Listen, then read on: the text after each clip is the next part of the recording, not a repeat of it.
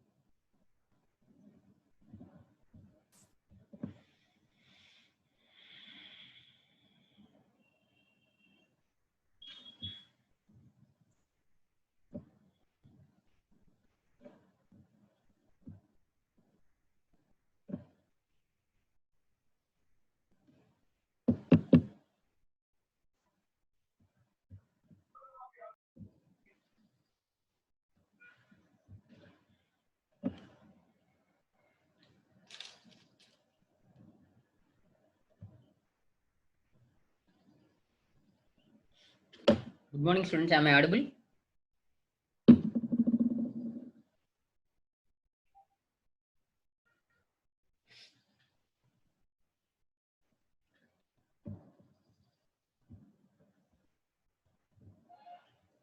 Yeah, thank you. A section students, am I audible?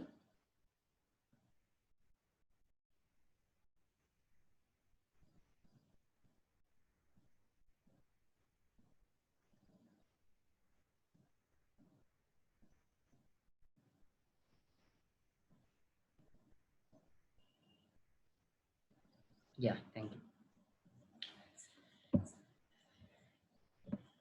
Okay.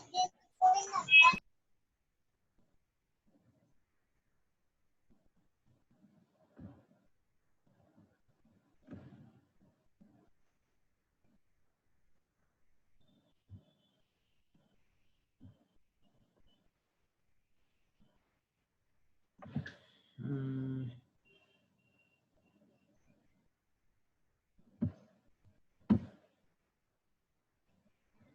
yeah, good morning. Let me start.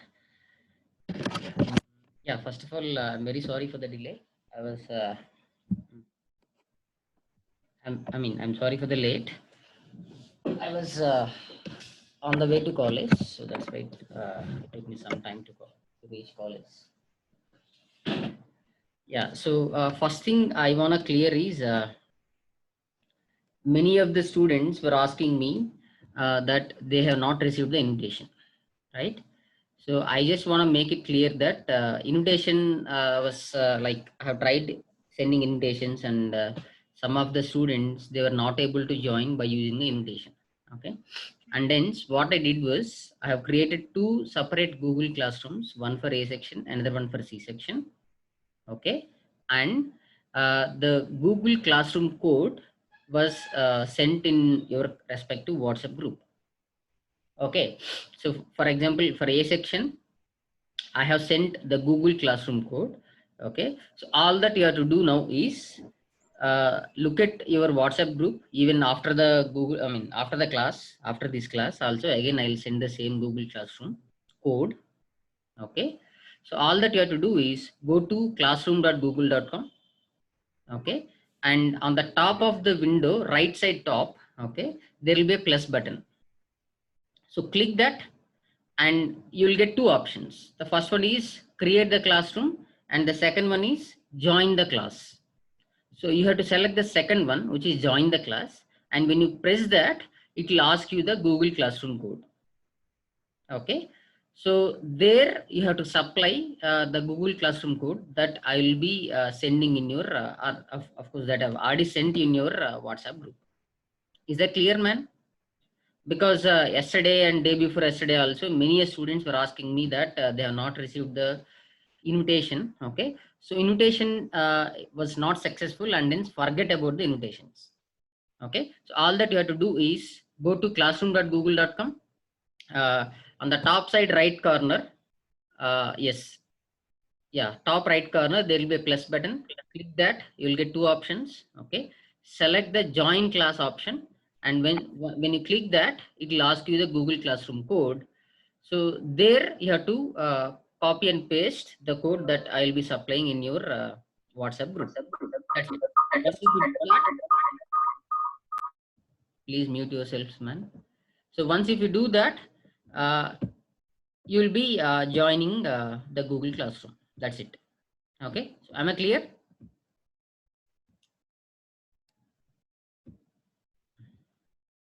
Yeah, that's about the joining the Google Classroom, and you will not be getting any invitation. Okay, and one more thing, while joining the Google Classroom, it will be better if you join using your newly created Gmail ID, because if you join with that, then it will be easy for me to recognize you by using your roll number. Because if you join with your personal Gmail ID, then it will be, I mean, you'll be having your name as the user ID, right? So because of that, I don't know who has submitted the particular assignment. Okay, and then every time you have to keep on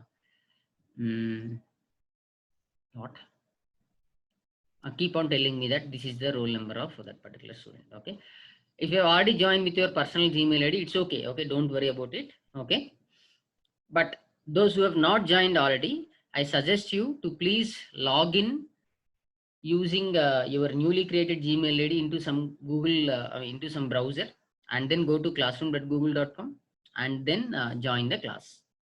Okay, any doubts, man, in joining the Google Classroom? If there are any doubts, please let me know. Okay, now itself.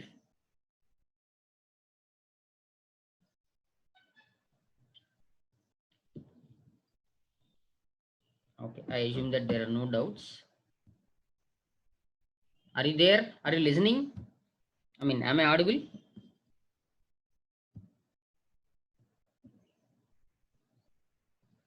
Okay, fine. Yes. So any doubts in the last few topics and last few classes? See, with independent events, our first module was done. Okay, so we have completed our first module in PTSP subject. Okay, so with that, no. Okay, fine. There are no doubts. Good. So if you have any doubts, you can ask me at any point of time, or you can text me. Okay, I'll try to clear your doubts. If there are no doubts, then I'll start the second module now. Okay. So have you tried the problems that I've told in the last class? Like what? What example? Getting an ACES example, and there was one more, I think, writing the sample space of combined experiments. Did you do that? So try that, and yeah, so try that. Yes, good. Try that and post them in the. What I will be doing is, after the class, I will be posting some problems and assignment questions in the Google Classroom. Okay. So from now onwards, you can post the assignment solutions in the corresponding section in Google Classroom. Okay. Yes. So with that, let me start the second module. See, the second module is random variables and operations on random variables. Okay, and to be specific, in this entire module, we will be dealing with only single random variable. Okay, in the third module, we will be talking about multiple random variables and operations on the multiple random variables. Okay, so for this second module, we will be talking about only single random variable and the operations on the single random variables. Okay, yes. So first of all, what is a random variable, or what is the need for defining a random variable? So if you observe some random experiments, the outcomes of the random experiments are uh, not mathematical in nature. What do I mean by that? For example, I am rolling a die. What is the outcome? Or what are the outcomes? The outcomes are 1, 2, 3, 4, 5, 6. Am I right? or mm, I'm asking you to select a number from the set of natural numbers. Okay, what is the outcome? Definitely the outcome is a number, right? Or I'm asking you to measure the height of a student in the classroom, height of all the students in the classroom. Okay, so there also, what is the outcome? The outcome is like 5 feet 7 inches or 5 feet 6.5 inches, something like that. Okay, or if I ask you to measure the weight of all the students in a classroom, what is the outcome? The outcome is a real number. Yes or no? So these are the examples where, of course, these are all random experiments, because the weights and heights, they're all random. Okay, from one classroom to another classroom, and they'll continuously vary, and hence they're all random experiments. There is no doubt in that. But the outcome of these particular experiments, if you observe, the outcomes are either integers or they're all real numbers. Am I right?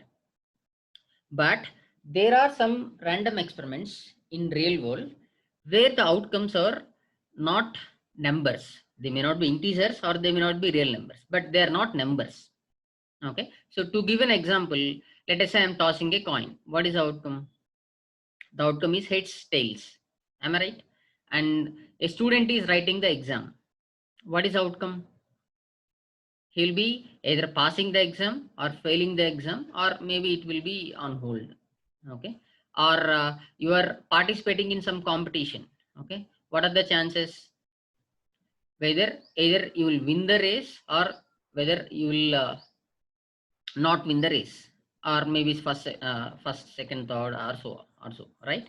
So there are many real world experiments, real world random experiments, where the outcomes are not numbers. Okay, so those outcomes are explained only with the help of English words. Am I right? So for example, a student is coming to college, whether he'll be coming to college on time or he'll be late. So that is I mean, if you remember in one of the earlier class itself, I've told you, a student coming to college is a it's a random experiment. Okay. So it's like one day he'll be coming at 9 o'clock, next day he'll be coming at 9:05, or someday he'll be coming at 8:50 or so. So that's a random experiment. But the point is, if I am interested to know whether he's on time or he is late, then there also, if you see, the events or the outcomes, they are not in numbers.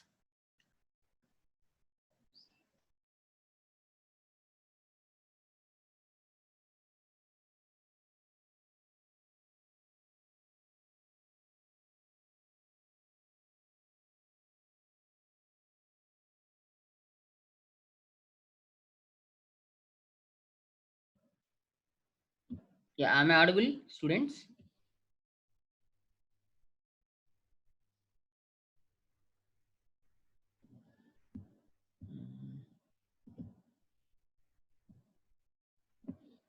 Am I audible?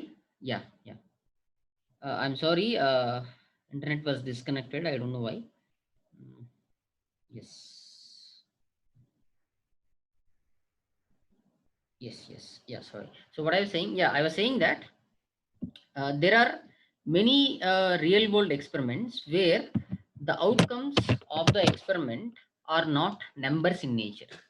Okay, so what is the problem if they are not numbers in nature? The problem is, every time, for example, if I am trying to let us say you are talking about an experiment where you have to pick a card. Okay, pick a card from the deck of 52 cards. So I'm defining the events as getting first, let us say event A as getting a ace, event B as getting a jack or queen, something like that. So what happens is, when I'm trying to calculate probabilities of these outcomes or these events, whenever the outcomes are not real numbers, the problem is, mathematicians felt that it is very difficult for them to write English when they are trying to calculate probabilities of such kind of outcomes. For example, you are writing an exam, right? So what is the outcomes? The sample space is pass, fail. You are tossing a coin. The sample space is equal to heads, comma, tails. So when I'm trying to calculate probabilities of these individual outcomes, I have to write probability of, in the brackets, heads, HEADS, heads, probability of tails, or probability of passing an exam, or passing PTSP exam, probability of passing the digital electronics exam. Okay. So do you understand what I'm saying? I'm saying that the mathematicians felt that it will be difficult for them to write English. Okay. Rather, if they represent the outcomes of this random experiment by using some real number, then it will be like I can directly write, for example, if I say heads as 0 and tails as 1, then instead of writing probability of heads, all that I can do is I can directly write probability of 0. And instead of tails, if I say 1, then I can write probability of 1, that's it. So that 1 corresponds to tails. And similarly, for example, you're writing an exam, you're writing a PTSP exam, let us say. So I'll say you passing the PTSP exam is 0, and a student passing the PTSP exam is 0, and a student failing the PTSP exam is 1. That's how I'm mapping. Then instead of writing probability of a student passing the PTSP exam, so that entire English big sentence in the brackets, okay, it can be simply replaced with probability of 0, that's it.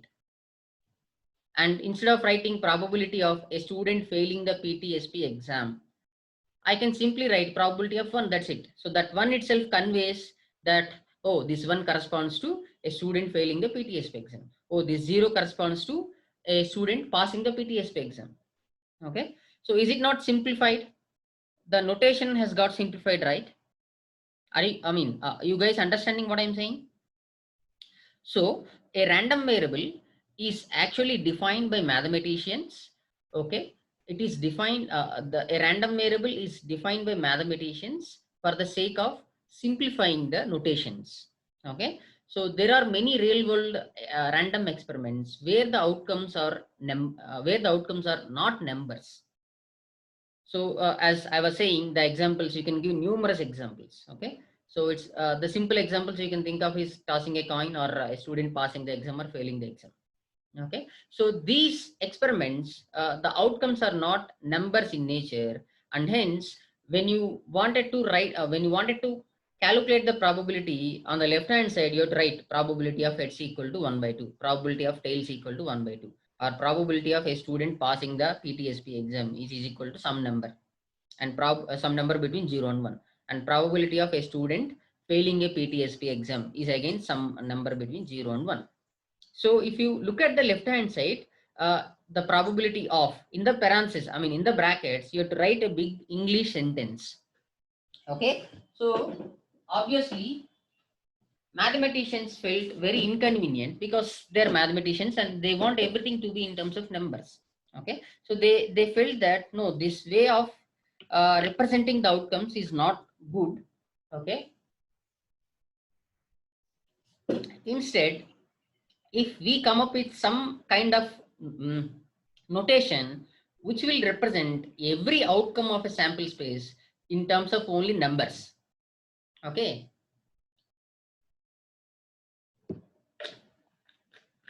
So they have devised a concept called as a random variable, where they take outcomes of a sample space and map every outcome onto some points on the real axis. Okay. So formally, to define a random variable is nothing but a function. You know what is a function, right? What is a function in general? In general, a function will have, in general, a function will have a domain and codomain, right? A domain or range, you know all these things better than me. So what it will do, it will take elements from domain and map them onto codomain. Am I right? Or range? Yes or no? So for example, in the domain, you will be having one parabola kind of thing, and in the parabola, you'll be having some elements, okay, some dots, 1, 2, 3, or some numbers, A, B, C, or whatever, okay. And in the range or in the codomain, you'll be having, the codomain will be again represented with the help of some oval, or some parabola, there also will be having some dots, I mean some elements. So a function will do what? It will take one point in the domain and map that onto some point in the codomain, right? Are you following, guys? I mean, I'm showing everything. I mean, I'm explaining everything on the air. Uh, I thought of recording the videos, but still it couldn't happen today also. Sorry for that. So it will be like this, right? Bear with me. I will definitely do that, at least for the next class. Okay. So by Monday, I will try to do just a sec, man. Okay. Please bear with me, as I was saying. So you'll be having two dots like this, or two or three more dots like this, and a function will take every element from the domain and map that onto some points on the codomain, right? So it's like this. So the first point in the domain is getting mapped into some point on the codomain. So this is what I mean by domain. It is written as D, and codomain I have written as R, or range. Okay. So this is a function, am I right? So this is what I call as a function, and that function is nothing but a random variable. Okay. So when we discuss some examples, you will be definitely understanding it. But before that, okay, you have to understand what is a random variable. What is a random variable, and what is the significance of random variable, or what is the motivation behind defining a random variable? The motivation, as I was saying, behind random variable is mathematical simplicity only. Okay. You are not doing anything with respect to the sample space, or you are not doing anything with respect to the random experiment. You are not changing anything. Okay. So you have performed the experiment. Okay. You have noted down the sample space, and that entire set of elements in the sample space, they are defined. I mean, like I mean to say, the random variable has no business to do anything with respect to the random experiment. Okay. So you have performed the experiment, and you know what are the outcomes. The set of all the outcomes you have kept in one set, and that is what we call as a sample space. That's done there itself. It is the random experiment is done. Okay. Now, after observing that the outcomes are not numbers, the mathematicians felt that no, this way of representing the outcomes in English is not good.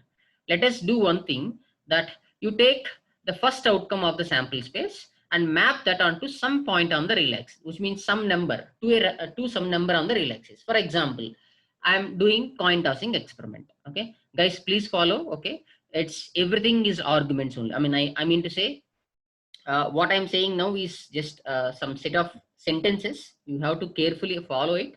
Then once if the examples, I mean, I showed one or two examples, with that it will be clear. But my interest is I can directly say that X from, I mean, I can draw this domain and this codomain, and I can say that this is a random variable. That's it. But I mean, I will not explain that way. Okay.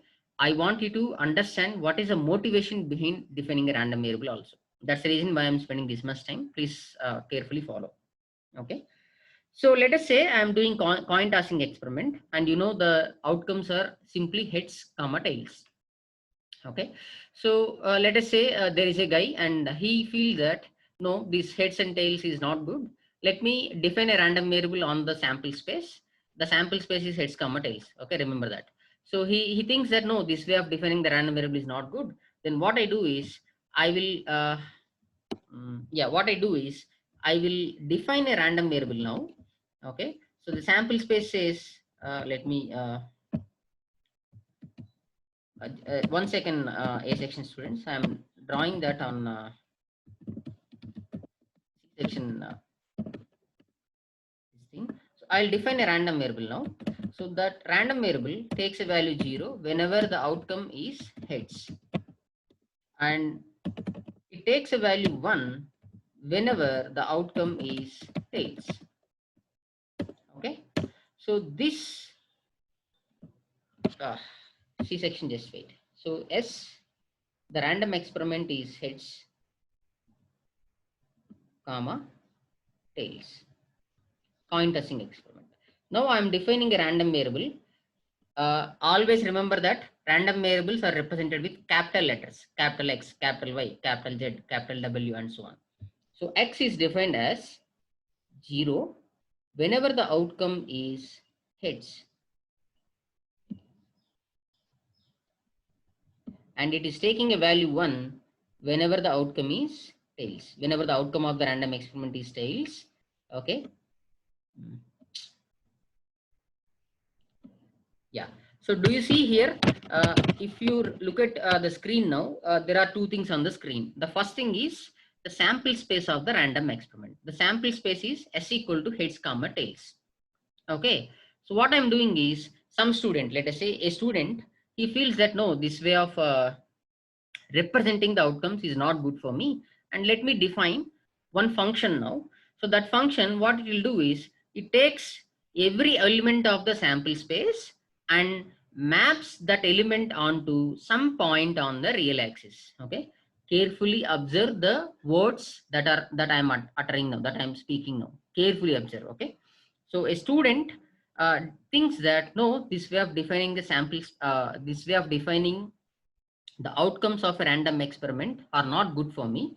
So let me define one function. Okay, let me define one function. That function is what we call as a random variable now.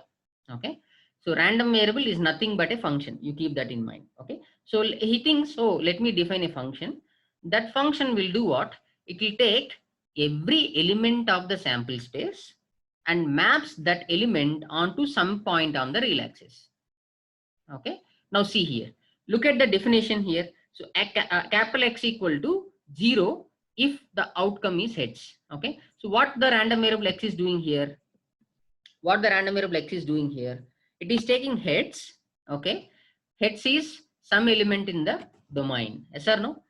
And now if you think about this random variable in terms of a function, then that will have two parabolas, yes or no? Just before this, I drawn two parabolas, I mean the function notation, right? So in the left hand side parabola, you will be having two elements. The first element is heads, second element is tails, right? So this random variable, what it will do is, it will take the first element of the sample space, which is nothing but heads, and it will assign 0 for that heads. It will assign 0 for the heads. It will assign 0 for the heads. Okay. And similarly, it will take the second element of the sample space. For example, for heads, it is assigning 0. It will take the second element of the sample space, which is nothing but the tails.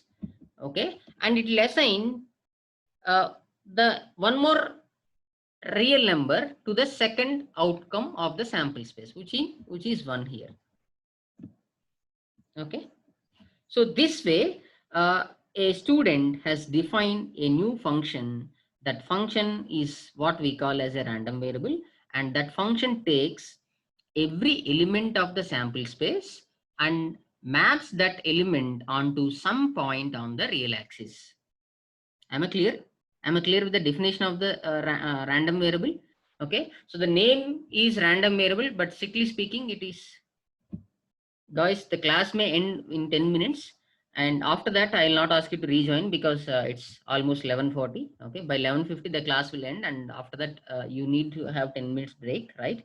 So I'll not ask you to rejoin. As soon as the class is done, then that's it. Okay, that's it for today. Okay, yes. So I'm saying, yeah, so the name is a random variable, but strictly speaking, it's not a random variable, it's actually a function. Okay, it's a function that takes all the elements of the sample space and maps those elements onto some points on the real axis. Am I clear, man? Any doubts in the definition of the random variable? I just want to hear from you guys, like how far you have understood the definition of the random variable. Does anyone have doubts?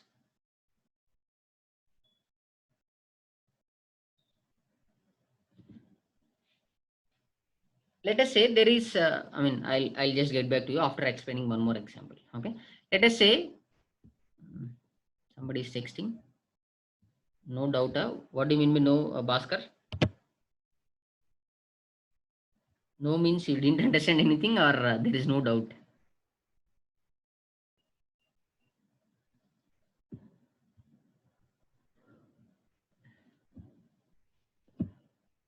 No doubt. Okay, good. Thank you. What I was saying? Yeah, let me define the second example. So what I do is,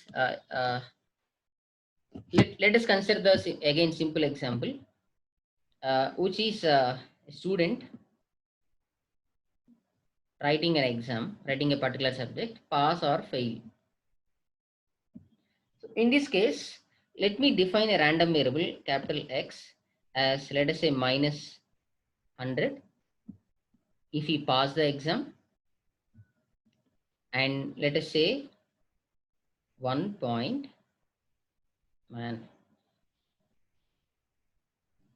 1.3 as a fail.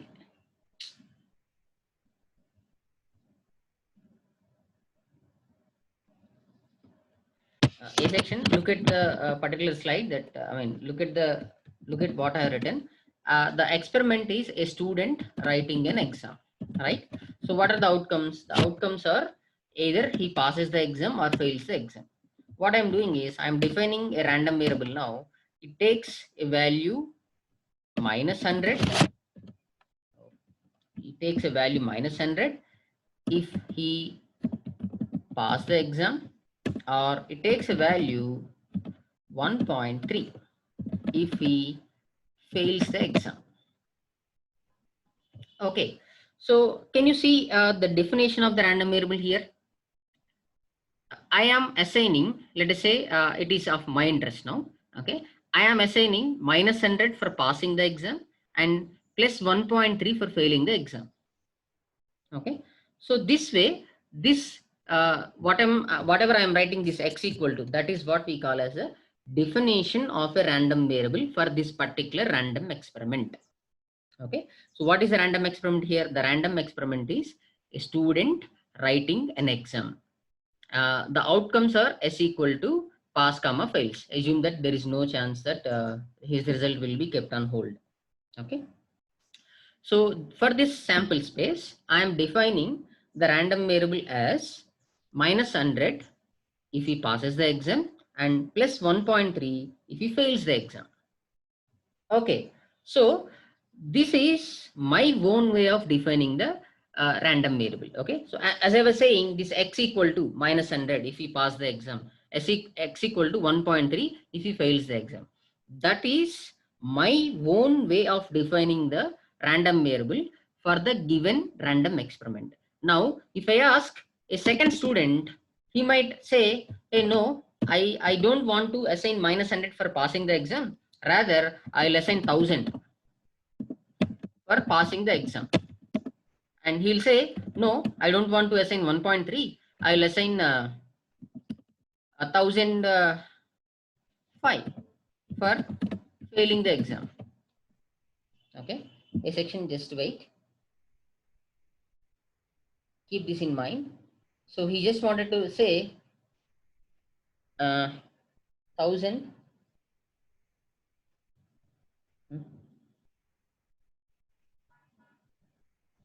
for passing the exam and 1005 for failing the exam.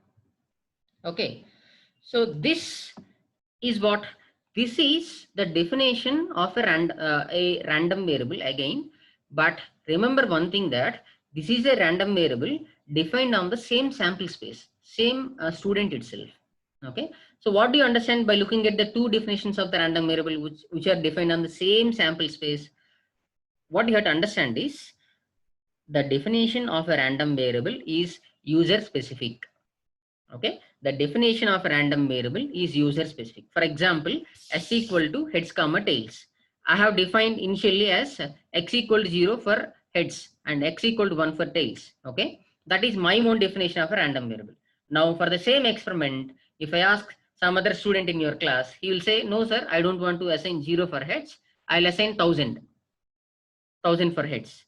And he'll say, no, I don't want to assign 1 for tails, I'll assign minus 1000 for tails. It's his own way. Okay. He is convenient with using 1000 for heads and minus 1000 for tails. Okay.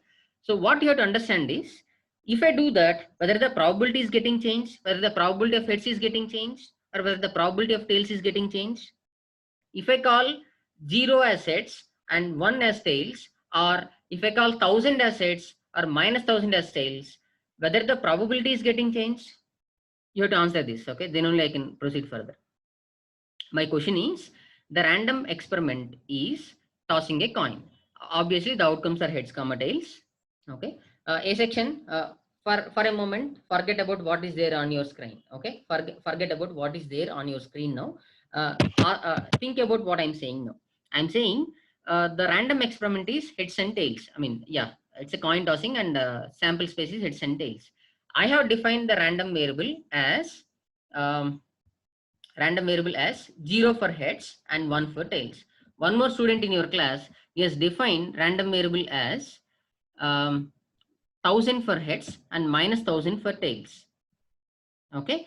Now my question is, if I define 0 for one heads and 1 for tails, or 1000 for heads or minus 1000 for tails, whether the probability is getting changed,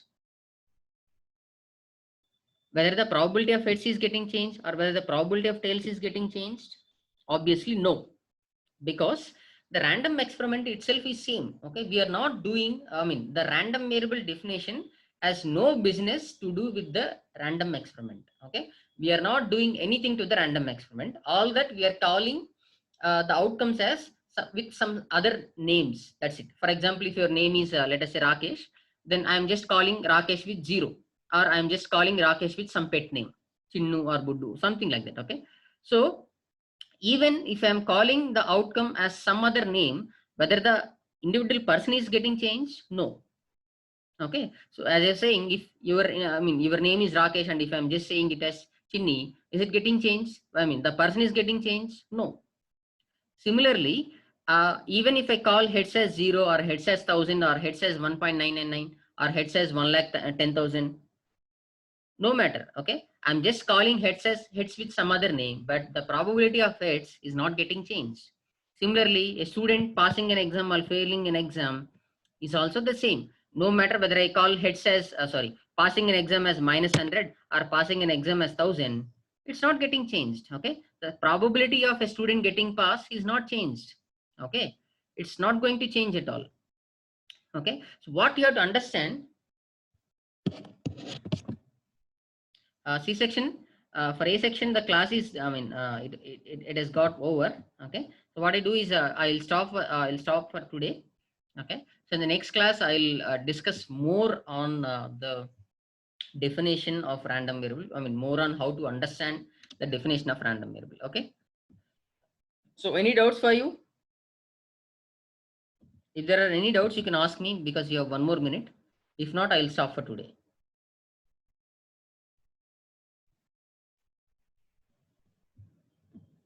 Any doubts, man? You can ask me. If you have any doubts, you can ask me.